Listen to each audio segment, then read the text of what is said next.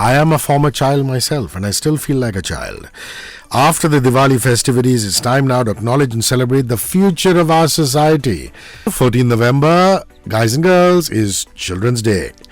But did you know that before 1964, India used to celebrate this day with the rest of the world on November the 20th, a date declared by the United Nations to advocate, promote and celebrate children's rights, translating into dialogues and actions to build a better world for children. And on that officious note, please welcome my beautiful guest and co-anchor of the show, Beyond the Plate, Chef Amrita Raichand. How are you? Very well, feeling like a child as well. I missed having you here in studio. The Zoom thing is just never the same. But then, like I said, a mother's duty beckons and your son's doing so well in football, so well done.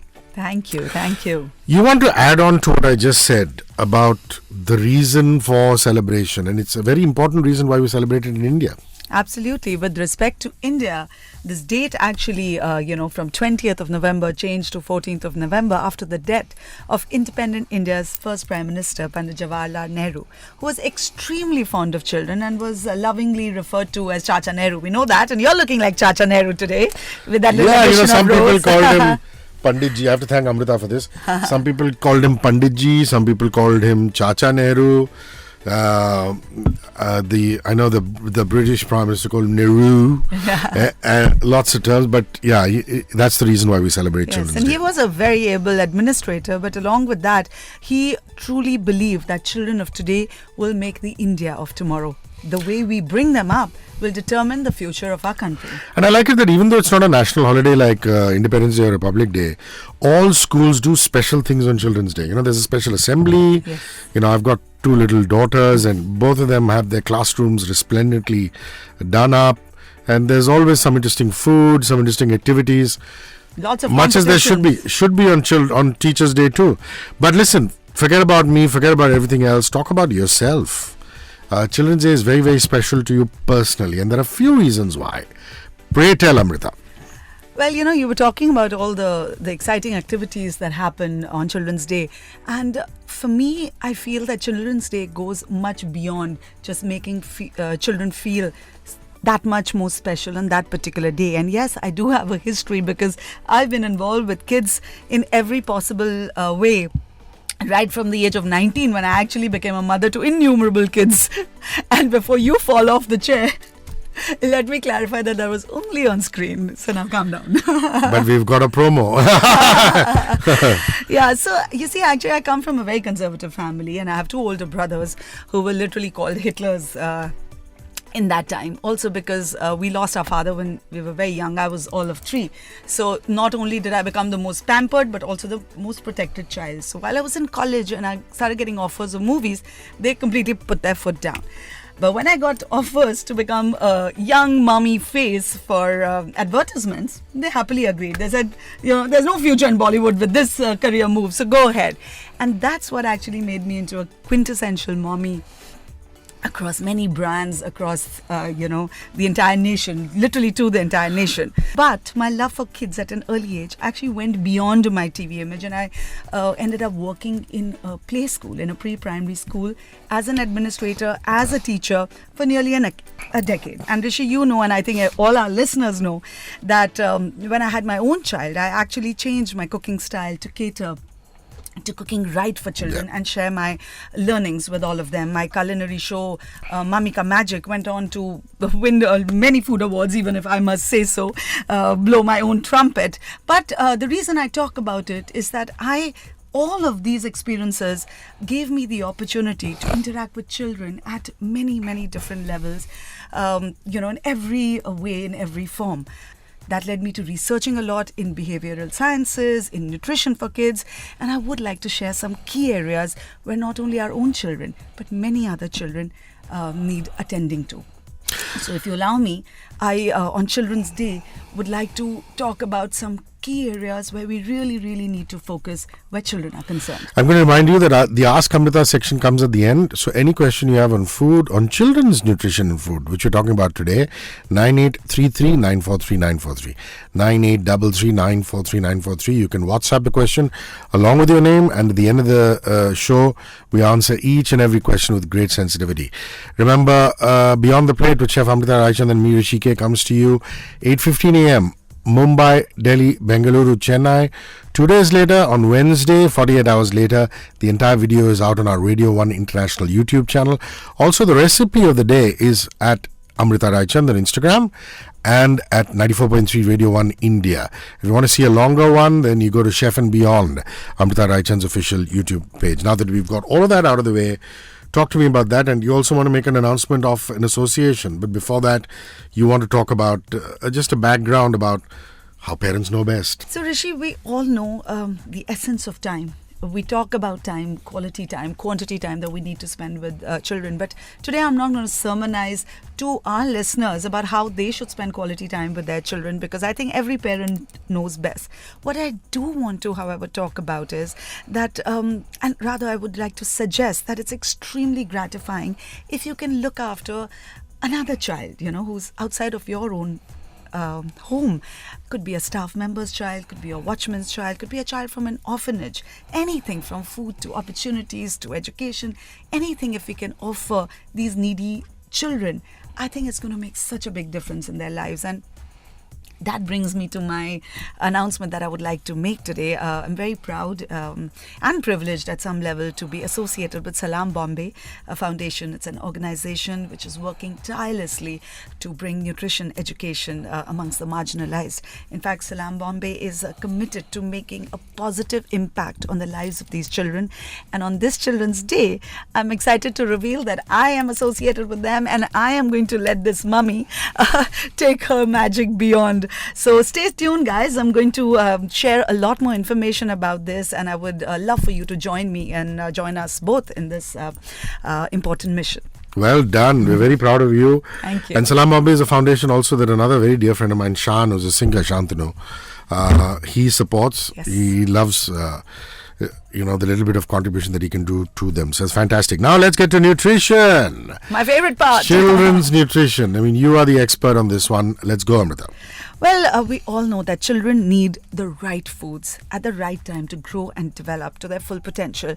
Now, the most crucial time, Rishi, believe it or not, for good nutrition is during the first 1,000 days period of a child's life, which means right from pregnancy to a child's second birthday. UNICEF and the World Health Organization recommend that infants begin breastfeeding within 1 hour of birth, be exclusively breastfed for the first 6 months, and continue for at least 2 years of age or even beyond. Now, young children's diets are frequently compromised. We all know more grains, less fruits, less vegetables. I keep talking about it. Hardly any protein. Many are increasingly being fed with sugary drinks, packet snacks, all high in salt, sugar, calories, and just not helping the real growth, real immunity building of a child, which really is in a very, very compromised situation right now. Having said that, meeting children's nutrients early in life can also be challenging, which is something I, in fact, realized when I was weaning my own child.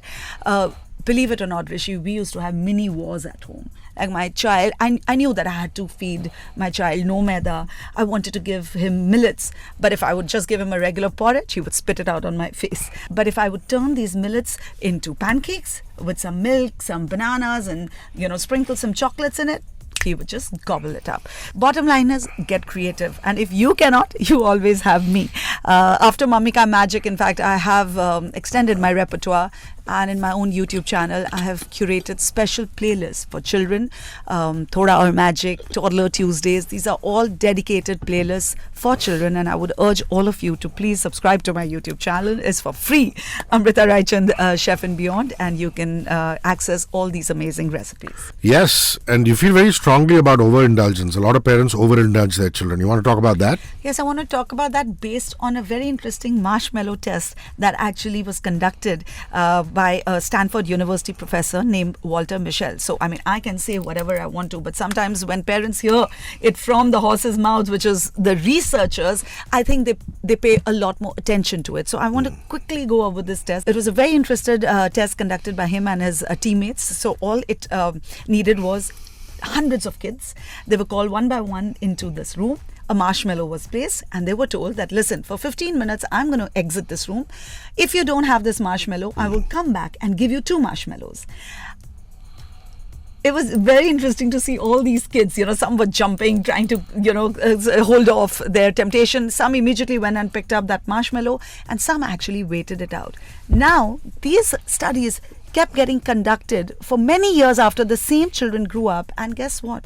They realized that those children who managed to control their temptation and were willing to delay their gratification actually ended up having higher SAT scores, lower level of substance abuse, lower likelihood of obesity, better responses to stress, better social skills, as reported by their parents. And this actually went on till they became much, much older, Rishi. And believe me, everywhere they went, they found success. So if you look around, you will see this playing out everywhere. If you delay the gratification of watching television and get your homework done, you will learn better and get better grades. If you delay gratification of buying desserts and chips at the store, then you'll eat healthy at home. If you delay the gratification of finishing your workout and put in that few extra reps, you will become stronger, and countless other examples prove the same. Lovely. From research to passion. Cooking is such a passion for Amrita, and here's the recipe of the day. Can we have it, please? Okay, so this recipe of the day today is a gift for both children and for parents. It's a yummy finger food which can be made from leftover brown rice. Very healthy. All you do is cut vegetables of your choice. I am adding carrots, some zucchini. You can add peas or any other vegetable that you want. Children love fried rice. I'm sure you'll agree. Even adults do. Now, the whole concept is I've turned this fried rice into fried rice cake. So you add all of these together, add a little soy sauce, some salt, pepper, seasoning, little other sauces of your choice if you want to, and then just bring it together like a little mini rice cake, and you in a pan with a little bit of oil, you just crispen them up and you serve it as a snack. You can give it in their tiffin box, and it is delightful. They're called fried rice cakes. Voila! The kids are going to love it, and the child in you is going to reach out to it, irrespective of what age of an adult you are. It's the Ask Amrita section. These questions are asked at 9833943943, and you're welcome to ask them. Pooja Nayak. I do not like fruits, Amrita. How do I include fruits in my diet that would make me want to eat fruits? So eat a fruit that will entice you to have more food. Interesting question. But with no answer. Nothing can entice you to have more of something you don't like. But what you can do, Pooja, is that you can include it in other foods that you like. So if you like a dessert, make a dessert with the fruit. If you like yogurt, cut that fruit which you don't like and then just add it to yogurt, top it up with a little granola, and serve it to yourself as a yummy delight in the morning. You can even add fruits to your salad. If you don't like the sweetness of fruit, that little sweetness turns tart when you add it with some dressing, with other greens, throw in some nuts, and it really adds that extra burst of flavor to your salad, and that way you will end up having all the fruits that you don't like. Beyond the Plate with Chef Amrita Raichand Hrishi K comes to you at 8:15 in the morning, Mumbai, Bengaluru, Delhi and Chennai every single Monday. Wednesday, 48 hours later, you'll see the entire video on the Radio 1 International YouTube channel. The recipe of the day is at Amrita Raichand on Instagram, at 94.3 Radio 1 India on Instagram, and the extended version is on Chef and Beyond, which is Amrita's YouTube channel. 94.3 Radio 1.